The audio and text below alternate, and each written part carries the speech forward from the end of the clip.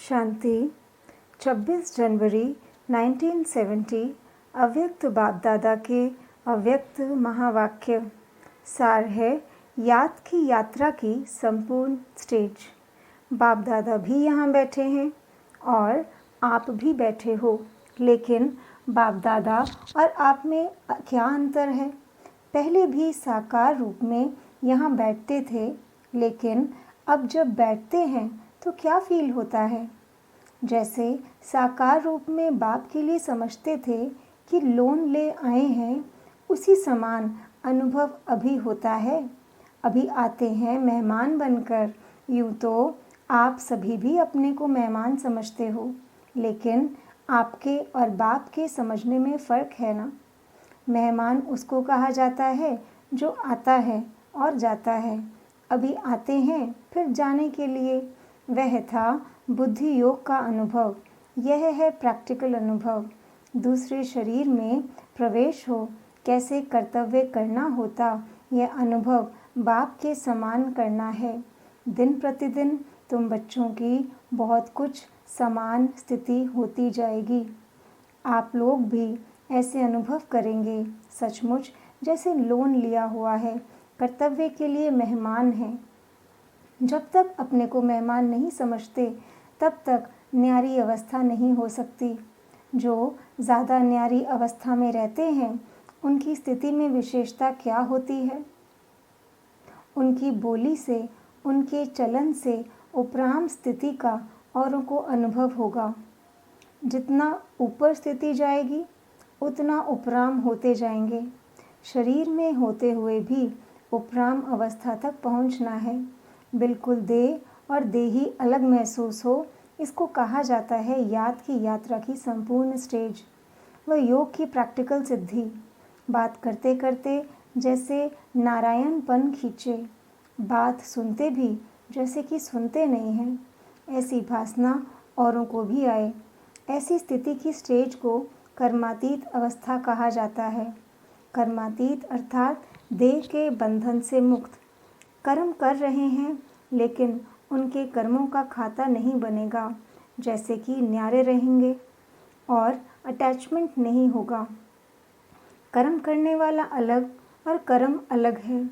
ऐसे अनुभव दिन प्रतिदिन होता जाएगा। इस अवस्था में जास्ती बुद्धि चलाने की भी आवश्यकता नहीं है। संकल्प उठा और जो होना है वही होगा। ऐसी स्थिति में सभी को आना होगा। मूल वतन जाने के पहले वाया सूक्ष्म वतन जाएंगे ना, वहाँ सभी को आकर मिलना है। फिर अपने घर चलकर फिर अपने राज्य में आ जाएंगे। जैसे साकार वतन में मेला हुआ, वैसे ही सूक्ष्म वतन में भी होगा। वह फरिश्तों का मेला नज़दीक है। कहानियाँ बताते हैं ना, फरिश्ते आपस में मिलते थे, रूहों से बात करते थे। वही अनुभव करेंगे तो जो कहानियाँ गाई हुई हैं, उसका प्रैक्टिकल में अनुभव होगा। उसी मेले के दिनों का इंतज़ार है। अभी सर्विस के निमित्त हैं, सभी कुछ भूले हुए बैठे हैं। उस अव्यक्त स्थिति में मन और तन व्यक्त देश में है। जैसे अनुभव होता है, उस अव्यक्त स्थिति में मन और तन व्यक्त देश में है, ऐसे अनुभव होता है।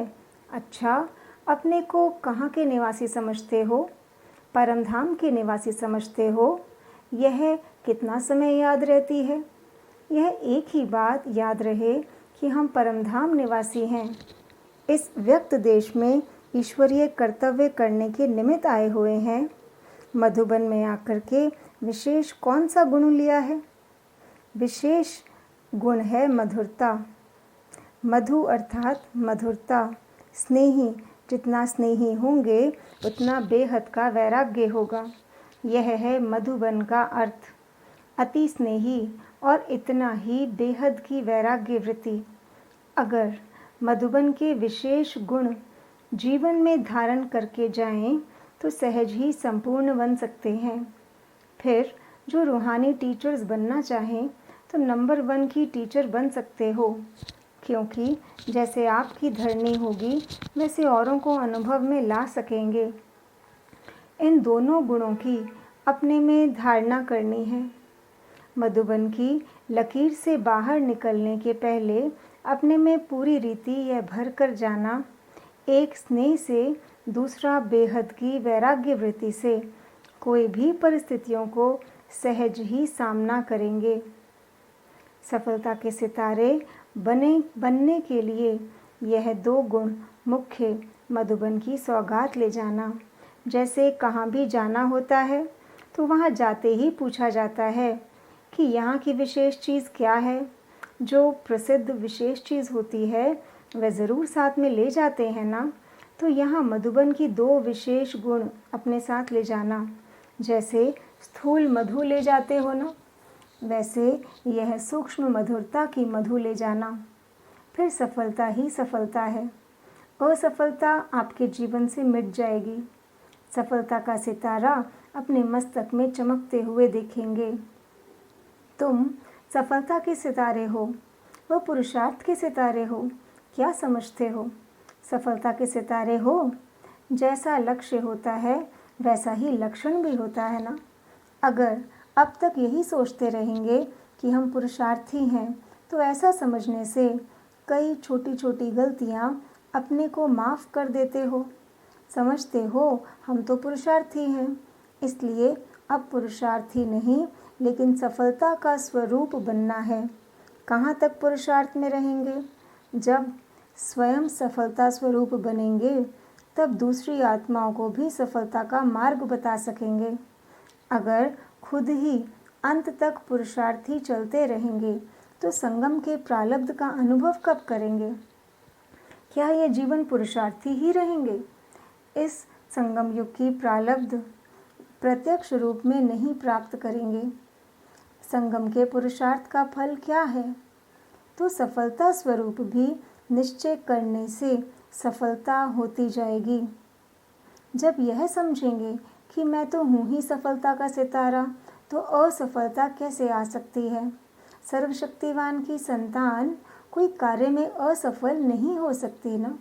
अपने मस्तक में विजय का सितारा देखते हो या देखेंगे?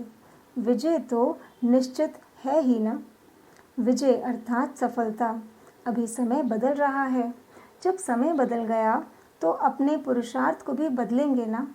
अब बाप ने सफलता का रूप दिखला दिया तो बच्चे भी रूप में व्यक्त देह में होते सफलता का रूप नहीं दिखाएंगे।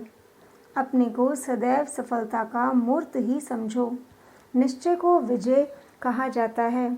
जैसा विश्वास रखा जाता है वैसा ही कर्म होता है।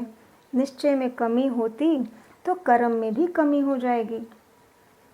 स्मृति शक्तिवान है तो स्थिति और कर्म भी शक्तिवान होंगे। इसलिए कभी भी अपनी स्मृति को कमज़ोर नहीं रखना। शक्ति दल और पांडव कब असफल हो सकते हैं क्या? अपनी कल्प पहले वाली बात याद है कि पांडवों ने क्या किया था? विजयी बने थे तो अब अपने स्मृति को श्रेष्ठ बनाओ। अब संगम पर है विजय का तिलक, फिर इस विजय के तिलक से राज तिलक मिलेगा। इस विजय के तिलक को कोई मिटा नहीं सकते, ऐसा निश्चय है। जो विजयी रत्न है उनकी हर बात में विजय ही विजय है। उनकी हार हो नहीं सकती। हार तो बहुत जन्म खाते रहे, अब आकर विजयी बनने बाद फिर हार क्यों?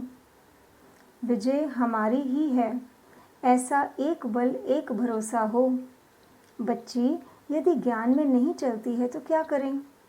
अगर कोई इस मार्ग में नहीं चल सकते हैं तो शादी करनी ही पड़े।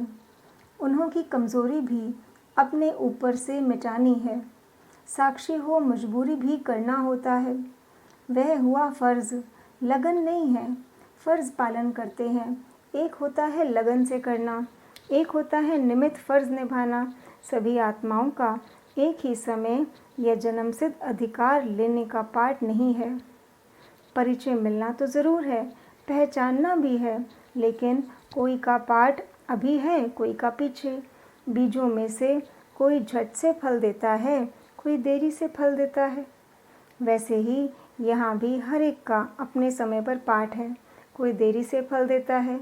वैसे ही यहाँ भी हर एक का अपने समय पर पाठ है।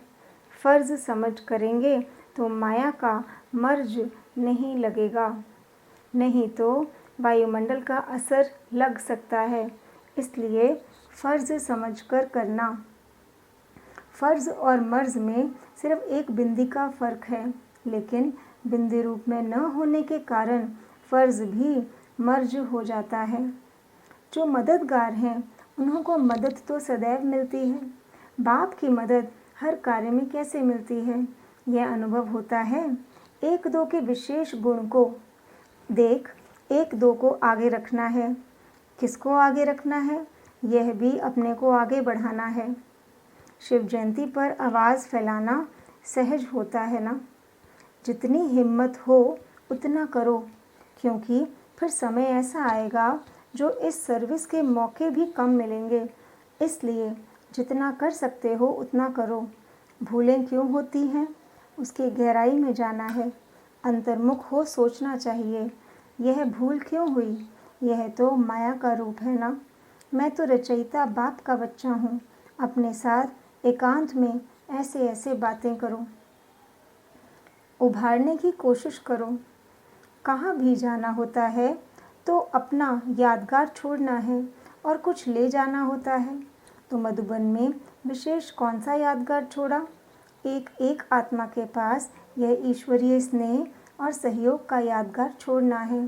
जितना एक दो के स्नेही सहयोगी बनते हैं, उतना ही माया के विघ्न हटाने में सहयोग मिलता है। सहयोग देना अर्थात सहयोग लेना, परिवार में आत्मिक स्नेह देना है और माया पर विजय पाने का सहयोग लेना है। यह लेन देन का हिसाब ठीक रहता है ना। इस संगम समय पर ही अनेक जन्मों का संबंध जोड़ना है। स्नेह है संबंध जोड़ने का साधन। जैसे कपड़े सिलाई करने का साधन धागा होता है, वैसे ही भविष्य संबंध जोड़ने का साधन स्नेह रूपी धागा है। जैसे यहाँ जोड़ेंगे वैसे वहाँ जुड़ा हुआ मिलेगा। जोड़ने का समय और स्थान यह है। समय ईश्वरीय स्नेह भी तब जुड़ सकता है जब अनेक के साथ स्नेह समाप्त हो जाता है। तो अब अनेक स्नेह समाप्त कर एक से स्नेह जोड़ना है। वह अनेक स्नेह भी परेशान करने वाले हैं और यह एक स्नेह सदैव के लिए परिपक्व बनाने वाला है। अनेक तरफ से तोड़ना और एक तरफ जोड़ना बिना तोड़े कभी जुट नहीं सकता। अभी कमी को भी भर सकते हो, फिर भरने का समय खत्म। जैसे ऐसे समझकर कदम को आगे बढ़ाना है। सभी तीव्र पुरुषार्थी हो या सिर्फ पुरुषार्थी हो, तीव्र पुरुषार्थी के मन के संकल्प में भी हार नहीं हो सकती। ऐसी स्थिति बनानी है जो संकल्प में भी माया से हार न हो। इसको कहा जाता है तीव्र पुरुषार्थी। वे शुद्ध संकल्पों में पहले से ही मन को बिजी रखेंगे तो और संकल्प नहीं आएंगे। पूरा भरा हुआ होगा तो एक बूंद भी जास्ती पद नहीं सकेगी। एक पूरा भरा हुआ होगा तो एक बूंद में जास्ती पड़ नहीं सकेगी, नहीं तो बच जाएगा। तो यही संकल्प मन में रहे जो व्यर्थ संकल्प आने का स्थान ही न हो। इतना अपने को बिजी रखो। मन को बिजी रखने के तरीके जो मिलते हैं वह आप पूरे प्रयोग में नहीं लाते हो, इसलिए व्यर्थ संकल्प आ जाते हैं। एक तरफ बिजी रहने से दूसरा तरफ स्वयं छूट जाता है। मंथन करने के लिए तो बहुत खजाना है, इसमें मन को बिजी रखना है। समय की रफ्तार तेज़ है व आप लोगों के पुरुषार्थ की रफ्तार तेज़ है। अगर समय तेज़ चल रहा है और पुरुषार्थ ढीला है तो उसकी रिजल्ट क्या होगी? समय आगे निकल जाएगा और पुरुषार्थी रह जाएंगे। समय की गाड़ी छूट जाएगी, सवार होने वाले रह जाएंगे। समय की कौन सी तेज़ देखते हो? समय में बीती को बीती करने की तेज़ है। वही बात को समय फिर कब रिपीट करता है? तो पुरुषार्थ की जो भी कमियां हैं उसमें बीती को बीती समझ हर सेकंड में उन्नति को लाते जाओ तो समय के समान तेज़ चल सकते हो। समय तो रचना है ना, रचना में ये गुण है तो रचयिता में भी तो होना चाहिए ना। ड्रामा क्रिएशन है तो क्रिएटर के बच्चे आप हो, तो क्रिएटर के बच्चे क्रिएशन से ढीले क्यों? इसलिए सिर्फ एक बात का ध्यान रहे कि जैसे ड्रामा में हर सेकंड अथवा जो बात बीती, जिस रूप से बीत गई, वह फिर से रिपीट नहीं होगी, फिर रिपीट होगी 5000 वर्ष के बाद। वैसे ही कमज़ोरियों को बार बार रिपीट करते हो। अगर यह कमज़ोरियाँ रिपीट न होने पाएँ तो फिर पुरुषार्थ तेज़ हो जाएगा। जब कमज़ोरी समेटी जाती है तब कमज़ोरी की जगह पर शक्ति भर जाती है। अगर कमज़ोरियाँ रिपीट होती रहती हैं तो शक्ति नहीं भरती है। इसलिए जो बीता सो बीता, कमज़ोरी की बीती हुई बातें फिर संकल्प में भी नहीं आनी चाहिए। अगर संकल्प चलते हैं तो वाणी और कर्म में आ जाते हैं। संकल्प में ही ख़त्म कर देंगे तो वाणी कर्म में नहीं आएंगे। फिर मन वाणी कर्म तीनों शक्तिशाली हो जाएंगे। बुरी चीज़ को सदैव फौरन ही फेंका जाता है, अच्छी चीज़ को प्रयोग किया जाता है। तो बुरी बातें को ऐसा फेंको जैसे बुरी चीज़ को फेंका जाता है। फिर समय पुरुषार्थ से तेज़ नहीं जाएगा। समय का इंतज़ार आप करेंगे कि हम तैयार बैठे हैं, समय आए तो हम जाएं, ऐसी स्थिति हो जाएगी। अगर आपने तैयारी नहीं होती है तो फिर सोचा जाता है कि समय थोड़ा हमारे लिए रुक जाएगा। बांधेली का योग तेज़ होता है, क्योंकि जिस बात से कोई रोकते हैं तो बुद्धि ज़रूर उस तरफ लगी रहती है। घर बैठे भी चरित्रों का अनुभव कर सकते हैं, लेकिन ऐसी लगन चाहिए। जब ऐसी लगन अवस्था हो जाएगी तो फिर बंधन कट जाएंगे। एक की याद ही अनेक बंधन को तोड़ने वाली है। एक से जोड़ना है, अनेक से तोड़ना है। एक बाप के सिवाय दूसरा न कोई। जब ऐसी अवस्था हो जाएगी फिर यह बंधन आदि सब खत्म हो जाएंगे। जितना अटूट स्नेह होगा उतना ही अटूट सहयोग मिलेगा। सहयोग नहीं मिलता, इसका कारण स्नेह में कमी है।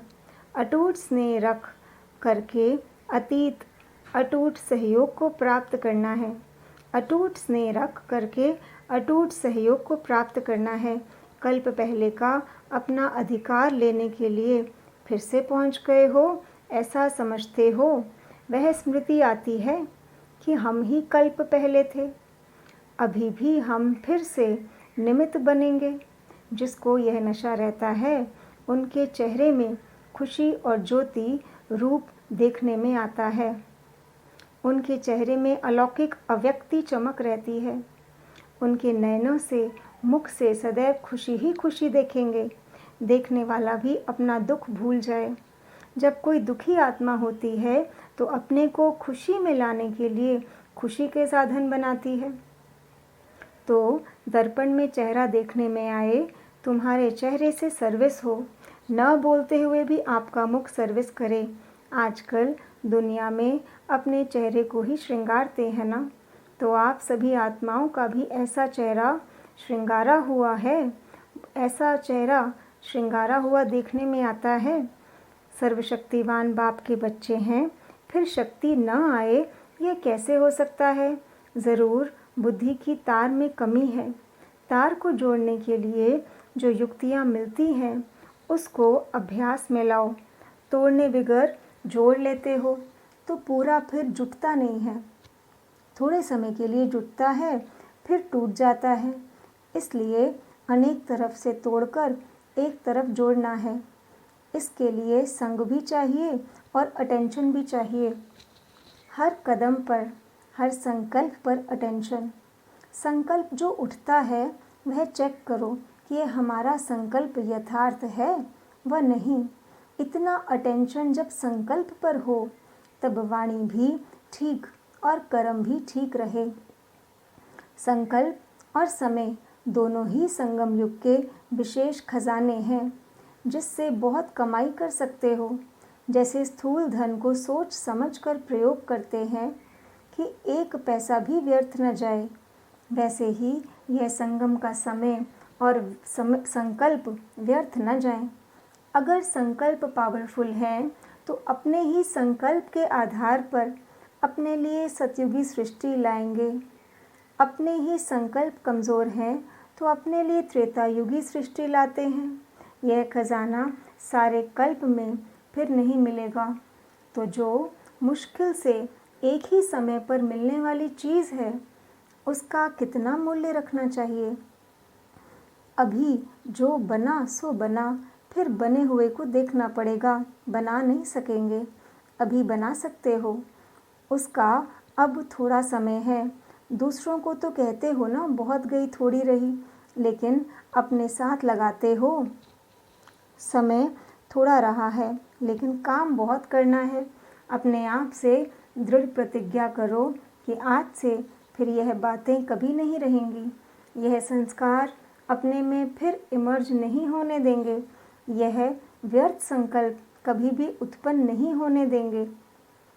जब ऐसी दृढ़ प्रतिज्ञा करेंगे तभी प्रत्यक्ष फल मिलेगा। अब दिन बदलते जाते हैं तो खुद को भी बदलना है ना। अब ढीले पुरुषार्थ के दिन चले गए, अब है तीव्र पुरुषार्थ करने का समय। तीव्र पुरुषार्थ के समय अगर कोई ढीला पुरुषार्थ करे तो क्या कहेंगे। इसलिए अब जोश में आओ, बार बार बेहोश न हो। संजीवनी बूटी साथ में रख, सदैव जोश में रहो।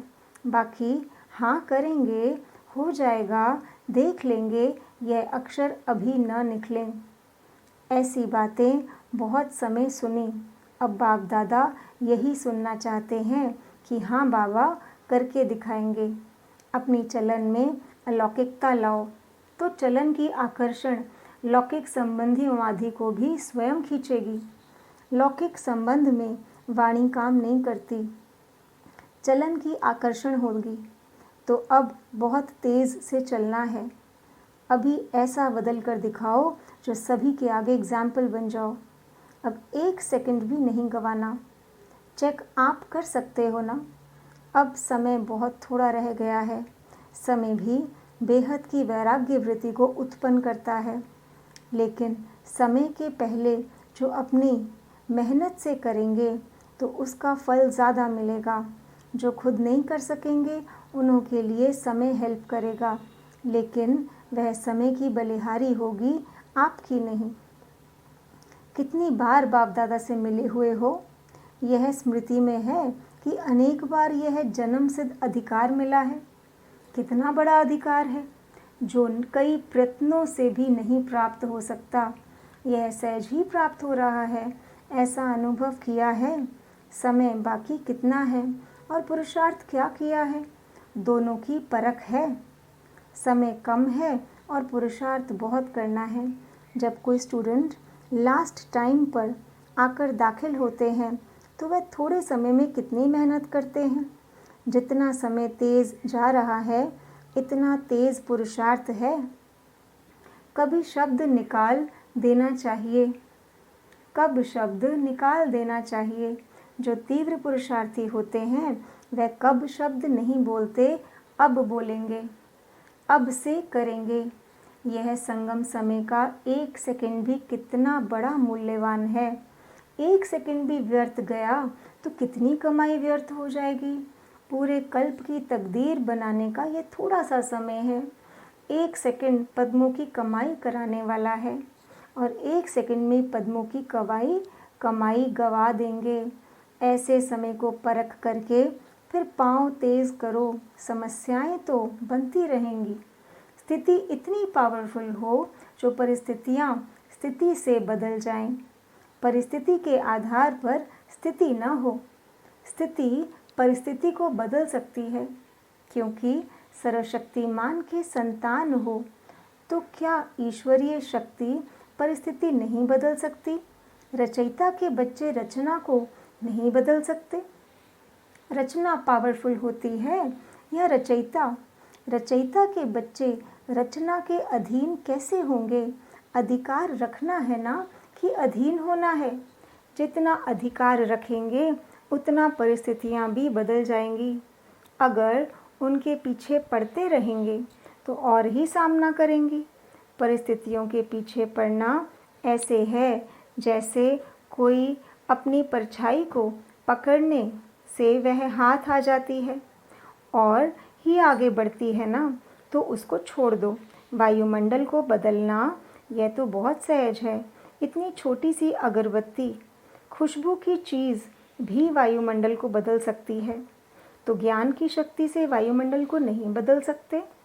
यह ध्यान रखना है, वायुमंडल को सदैव शुद्ध रखना है। लोग क्या भी बोलें, जिस बात में अपनी लगन नहीं होती तो वह बात सुनते हुए भी जैसे नहीं सुनते। तन भाव वहाँ हो लेकिन मन नहीं। ऐसे तो कई बार होता है ना, मन कोई और तरफ होता है और वहाँ बैठे भी जैसे नहीं बैठे हैं। तन से साथ देना पड़ता है लेकिन मन से तो नहीं ना। उसके लिए सिर्फ अटेंशन दे। जब तक हिम्मत न रख, पाँव नहीं रखा है तो ऊंची मंजिल लगेगी। अगर पाँव रखेंगे तो फिर लिफ्ट की तरह झट पहुंच जाएंगे। हिम्मत रखो तो चढ़ाई भी लिफ्ट बन जाएगी।